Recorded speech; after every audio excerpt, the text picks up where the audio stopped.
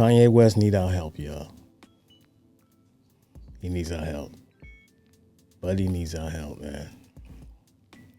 It's easy to laugh at his antics, his behavior. And it's all behavior, by the way, if you didn't know. Whether he's taking his meds, who knows? I'm not going to assume anything.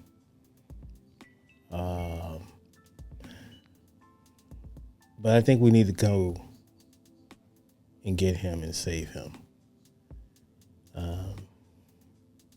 I'm worried about him, his overall state of mind as a human being, as a fan, as just someone who sees someone just kind of like spazzing, just his mental, and I don't know him, just what they present and just what flashes through internet, TV, television, or what he says in interviews, music, what have you.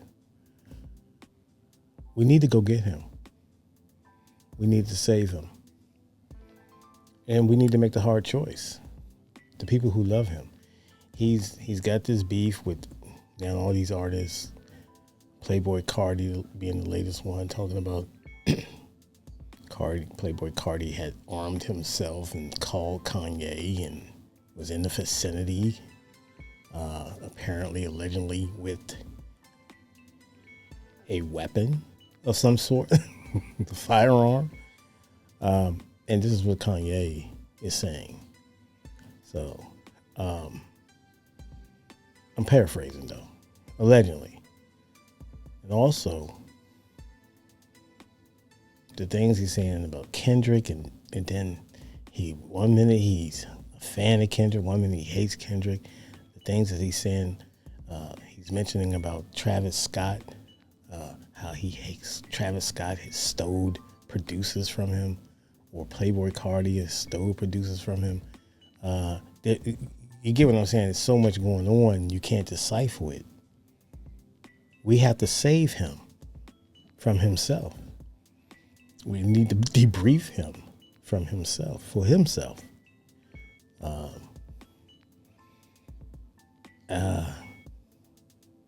Forget all that. Well, I'm not going to say forget all this Klansman attire and SWAT stickers and T-shirts in public, the jewelry and all that.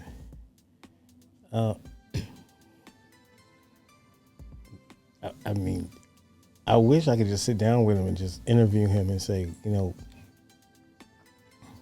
really, like, what's going on, man? And I know he'll probably cuss me out and call me a peasant. Even the thing he said about Boozy, he smells poor. Now, what kind of thing especially a brother, a black man, a person of the darker hue, to tell another man you smell poor? Now, I know they had this little long-running social media back and forth, so I know some history there. Kanye says he don't even know him, he never met him. Kanye has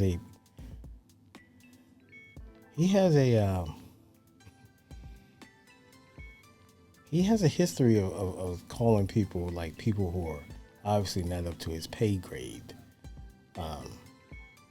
He doesn't pay attention to them. He doesn't take any advice from them because he's rich and they're poor or not up to his pay grade. So when you're at that arrogant state right there, you're in Pluto at this point, in your own mind. So I'm concerned about him, though. I really am. But he's a grown man. He has to be accountable for his own actions. And I just wish that he would surround himself, or maybe he has. And to be fair, he has surrounded himself with his good music label. And he kind of pushed them all away, or just said things that were they couldn't stand by. And in support of that. And so, everybody from 2 Chainz, Big Sean, Pusha T, and the list goes on. He had a roster. And he's still a great producer. He's still, don't get me wrong. But it does, I believe, when you say things that are out there, and I don't know if you're just saying this stuff because your mind is just, it's in nonstop mode, and it's just you're spewing, you're rambling, and your rants. But I believe when you put all that out in the ethers, even though you could be this prodigy and this genius musically, I believe when people hear these rants and these off the cuff offensive remarks that you spew, it affects the listeners because that overshadows the music. And if the music is not up to standards of where they're measuring you in the past and what you've done, and you're saying all these antics, and I know it's a rollout, but I don't know, it becomes just, I'm just not anticipating it. You know what I mean? Because it's just, now me being a fan, I will listen to it, but I'm not, oh, he's got another album coming out. Before I'm like, oh yeah, he got another album out? So that's what I'm saying. The degree of anticipation is not there anymore. People are tuned out on you. I get it. You got a lot on your mind. I get it. You feel you've been wronged. You feel that friends have turned their back on you. But you have said some things, my brother, that has been, really earth-shattering. As far as, going viral is beyond that. Just the SWAT sticker, the slavery was a choice. I'm just naming a few that, even going back to the Hurricane Katrina,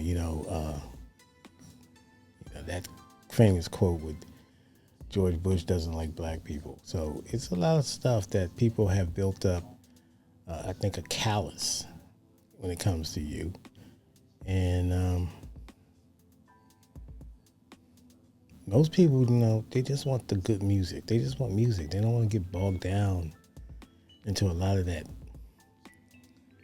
offensive commentary that you spew, and they don't want to deal with that. And it seemed like you're at a level now that you're just throwing anything out there to see what sticks, and you're disguising it as a rollout, which is fine. But the act is getting old. But for me, but I give pause because your mental state is plays a lot of part, a great part into that decision, where I say your act is getting old, but I give grace to that. And I think a lot of people do, but I think there's a lot of people who don't give two F's at this point because of the offensive verbiage that you've been spewing over a lot of the part of the 5 years or so. So